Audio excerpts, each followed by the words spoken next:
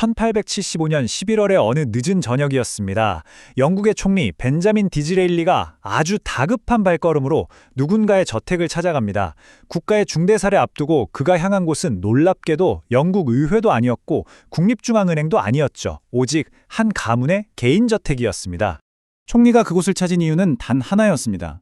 당장 내일까지 400만 파운드라는 어마어마한 거액이 필요했거든요. 당시 수에즈 운하 지분을 인수하기 위해서였죠. 이 가문의 당주였던 라이오넬 로스차일드는 이렇게 묻습니다. 담보는 무엇입니까? 그러자 총리는 영국 정부의 신용입니다라고 답하죠. 그리고 바로 다음 날 대영 제국은 의회 승인조차 없이 이 한 가문의 금고에서 나온 자금으로 수에즈 운하를 손에 놓게 됩니다. 한 국가의 수장이, 그것도 당시 세계 최강대국 영국의 총리가 국가기관보다 먼저 찾아가 손을 내밀어야만 했던 가문. 네, 바로 그 유명한 로스차일드입니다. 도대체 이 상상조차 하기 힘든 막대한 부와 권력이 어디서부터 또 어떻게 시작되었는지 오늘 이 해설을 통해 그 역사적 진실을 하나하나 파헤쳐 보겠습니다. 본격적인 이야기에 앞서 구독, 좋아요, 댓글로 꼭 필요한 지식과 정보를 열심히 공부해서 쉽게 알려주는 본 채널 보톡스티를 응원해주세요. 첫 번째 파트입니다. 가장 비참한 곳에서의 시작, 유대인 개토, 유댄 가세에 대한 이야기로 넘어가 보죠. 훗날 제국의 운명마저 좌우하게 되는 이들의 화려한 이면을 보면 좀 믿기 힘드시겠지만 이 가문의 진짜 기원은 사실 가장 비참하고 어두운 골목이었습니다. 1744년 독일 프랑크푸르트의 유덴가세라는 곳인데요. 밤이 되면 자물쇠로 굳게 닫히는 이 좁고 냄새나는 골목에 무려 3,000명의 유대인이 갇혀 살았습니다. 당시 이들에겐 농사나 공직 준출 같은 건 엄격하게 금지되어 있었고 오직 생존을 위해 허락된 직업이라고는 고물상이나 고리대금업뿐이었죠. 가문의 창립자인 마이어 암쉘 로스차일드가 태어난 곳이 바로 이 숨막히는 게토였습니다. 폭이 3m 남짓한 그 허름한 집 하나에 30명이 넘는 사람들이 부대끼며 살았다고 하니까 당시 상황이 어땠을지 짐작이 가시죠? 그 집 정면에 붉은 방패라는 뜻의 독일어 로트칠트가 걸려 있었는데요. 훗날 이게 영어식으로 발음되면서 우리가 아주 잘 아는 그 전설적인 이름 로스차일드가 된 겁니다. 일찍이 부모를 여인 마이어는 굴동품 가게를 열게 되는데요. 이 사람은 그저 평범한 장사꾼이 아니었습니다. 그는 희귀동전의 역사 그리고 그 가치를 아주 상세하게 적은 맞춤형 카탈로그를 만들어서 귀족들에게 보냈습니다. 오늘날로 치면 완전 초고소득층만을 겨냥한 아주 정교한 VIP 데이터 마케팅을 한 셈이죠. 이 치밀한 정보력과 서비스 덕분에 당시 용병장사로 막대한 현금을 쥐고 있던 왕세자 빌헬름의 굳건한 신뢰를 얻게 되고요. 결국 그의 재정관리를 맡으면서 본격적인 금융업의 길로 들어서게 됩니다. 두 번째 파트, 인류 최초의 금융 네트워크, 5 아들과 5 도시에 관한 이야기입니다. 사실 마이어의 진정한 그리고 가장 강력한 전략적 자산은 바로 그의 5 아들이었습니다. 그는 아들들을 런던, 파리, 빈, 나폴리 그리고 프랑크푸르트로 각각 파견합니다. 여러분 한번 생각해 보세요. 당시에 국경을 넘어서 거액을 보내려면 도처에 깔린 강도나 전쟁의 위험을 뚫고 그 무거운 금화들을 마차에 실어 옮겨야만 했습니다. 하지만 로스차일드는 완전히 달랐죠. 런던에서 파리로 암호화된 편지 딱 한 장만 보내면 파리에 있는 동생이 자신의 금고에서 돈을 내주고 나중에 형제들끼리 장부상으로만 정산하는 방식을 쓴 겁니다. 우리가 지금 스마트폰으로 터치 한 번에 해외 송금을 하고 전 세계 은행들이 스위프트망을 쓰는 이런 현대적인 국제 송금 시스템을 무려 200년 전에 완벽한 가족 간의 신뢰 하나로 구현해낸 거죠. 정말 대단하지 않습니까? 이 네트워크의 진정한 위력은 나폴레옹 전쟁에서 찬란하게 빛을 발하게 됩니다. 나폴레옹의 대륙 봉쇄령 때문에 영국군에게 군자금을 보낼 길이 꽉 막혀버린 상황이었죠. 이때 런던에 있던 네이선 로스차일드는 적국인 프랑스의 심장부, 즉 파리에 있는 동생 제임스에게 연락을 취합니다. 제임스는 거미줄처럼 엮인 사설 밀수망을 총동원해서 그 철동 같던 봉쇄망을 뚫고 영국군의 금을 웰링턴 장군에게 무사히 전달해냅니다. 일개 민간 가문이 대영 제국의 전쟁 수행을 배후에서 완벽하게 지탱해낸 역사상 정말 경이로운 순간이었습니다. 세 번째 파트, 워털루 전투와 신화. 과연 그 역사적 진실은 무엇일지 살펴보겠습니다. 1815년 6월, 나폴레온과 영국의 웰링턴이 말 그대로 모든 것을 걸고 맞붙은 전투가 바로 워털루 전투죠. 이 단 하루의 전투 결과에 런던 증권거래소 전체의 명원이 달려 있었습니다. 영국 정부조차 초조하게 결과를 기다리고 있을 때 로차일드는 달랐습니다. 쾌속선, 당대 가장 빠른 말, 거기에 통신용 전서구까지 싹 다 동원한 가문만의 독자적인 정보망을 풀가동하고 있었거든요. 이 압도적인 시스템 덕분에 런던의 네이선은 영국 정부의 공식 전령보다 무려 하루나 먼저 나폴레옹의 패배 사실을 손해주게 됩니다. 자, 여기서 우리는 흥미로운 역사적 진실 하나를 객관적으로 짚고 넘어가야 합니다. 여러분도 아마 한 번쯤 들어보셨을 텐데요. 네이선이 마치 영국이 패배한 척 연기를 해서 시장을 고의로 폭락시킨 뒤에 헐값에 국채를 쓸어 담았다는 아주 극적인 신화 말입니다. 하지만 가문의 공식 보관소 기록이나 역사적 사료들을 꼼꼼히 교차 검증해 보면요. 이 이야기는 후대에 상당히 자극적으로 부풀려진 과장입니다. 실제 진실은 훨씬 더 간결하고 냉혹하죠. 남들보다 가장 먼저 정확한 정보를 얻었다는 그 사실 딱 하나만으로 합법적이고 완벽한 우위를 점해서 막대한 부를 거머쥔 겁니다. 정보가 곧 돈이자 권력이라는 사실을 역사상 가장 먼저 깨닫고 활용한 집단이었던 거죠.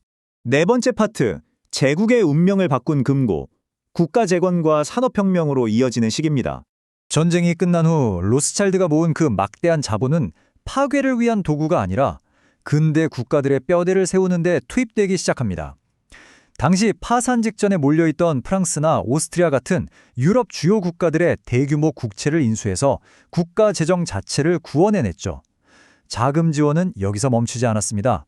당시 유럽 대륙을 하나로 묶기 시작한 철도 건설의 핵심 자금줄기가 되는데요. 프랑스와 오스트리아의 최초 증기철도 건설에 어마어마한 자본을 투입하면서 유럽의 산업혁명 가속화에 결정적인 역할을 하게 됩니다. 이렇게 강해진 가문의 힘은 그저 단순하게 돈을 버는 데 그치지 않았습니다. 사회적인 권리를 쟁취하는 데에도 쓰였거든요. 영국의 라이오넬 로스차일드는 하원 의원에 당선되고도 유대인이라는 이유로 기독교의식 선서를 거부했다가 의회 입성을 거절당하는 일을 겪습니다. 하지만 그는 결코 포기하지 않았어요.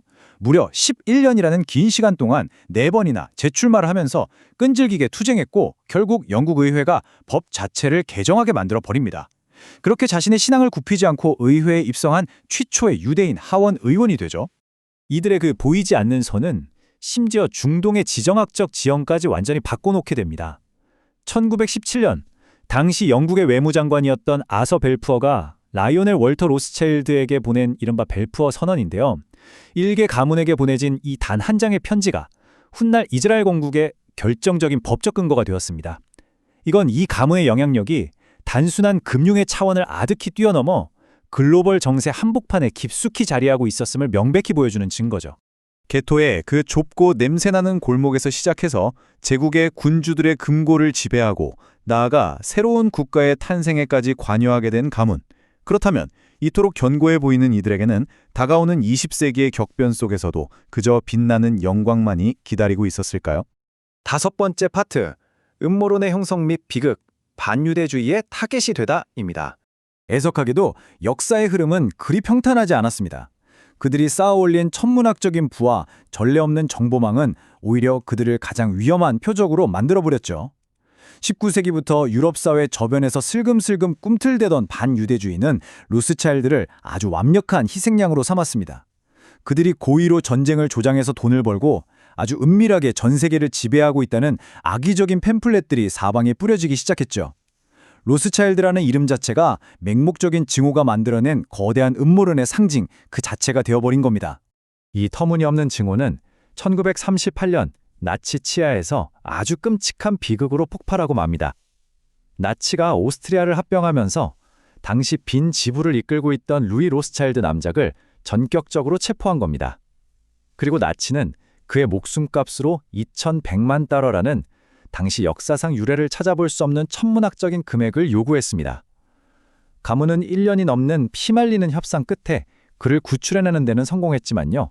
오스트리아에 있던 가문의 은행은 나치에게 완전히 넘어가고 무려 3,500점에 달하는 귀중한 미술품마저 통째로 약탈당하는 돌이킬 수 없는 뼈아픈 타격을 입게 됩니다. 마지막 여섯 번째 파트, 글로벌 투자은행으로의 진화, 위기를 넘어선 부활입니다. 제2차 세계대전이라는 거대한 소용돌이 속에서 한때 유럽 전역을 호령하던 5개의 지부 중 3곳이 쓸쓸히 역사 속으로 사라지고 말았습니다.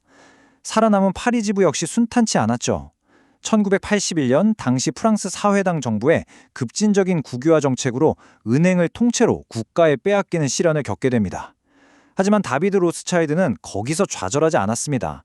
아주 작은 금융회사를 설립해서 말 그대로 맨바닥에서부터 다시 사업을 일구어 나갔고 끝내 파리의 가문의 은행을 성공적으로 재건해내는 정말 놀라운 끈기를 보여주었습니다. 이들이 가진 이 무서운 회복력은 현대 금융계의 기록들이 고스란히 증명해주고 있습니다. 1919년부터 2004년까지 무려 85년간 전 세계 금가격의 기준은 매일 아침 런던 로스차일드 사무실에서 정해졌습니다. 그리고 2003년에는 오랜 기간 나뉘어 독자적으로 운영되던 런던과 파리의 은행을 합병해서 로스차일드 앤드 코라는 거대한 글로벌 투자은행으로 통합 출범시키죠. 오늘날에도 대규모 기업 인수합병이나 금융 자문 분야에서 여전히 세계 최고 수준의 막강한 실력을 행사하고 있습니다. 자, 오늘의 이야기를 정리해 보겠습니다. 유럽의 비좁은 골목에서 출발해서 누구보다 먼저 정보라는 것의 본질적 가치를 간파하고 편지 한 장으로 거대한 부를 이동시키며 인류 최초의 글로벌 금융 네트워크를 창조해낸 마이어 로스차일드와 그의 아들들. 그러나 그 압도적인 성취 이면에는 수백 년 동안 지독한 음모론과 편견에 맞서 싸워야만 했던 짙은 그림자가 함께 존재합니다. 역사의 경랑 속에서 살아남아 여전히 국제 금융의 한 축을 움직이는 이 거대한 가문을 우리는 근대 금융 혁신의 눈부신 상징으로 기억해야 할까요? 아니면 여전히 풀리지 않은 비밀을 간직한 음모론의 무대로 바라봐야 할까요? 그 최종적인 판단은 오늘 이 해설을 지켜보신 바로 여러분의 몫입니다.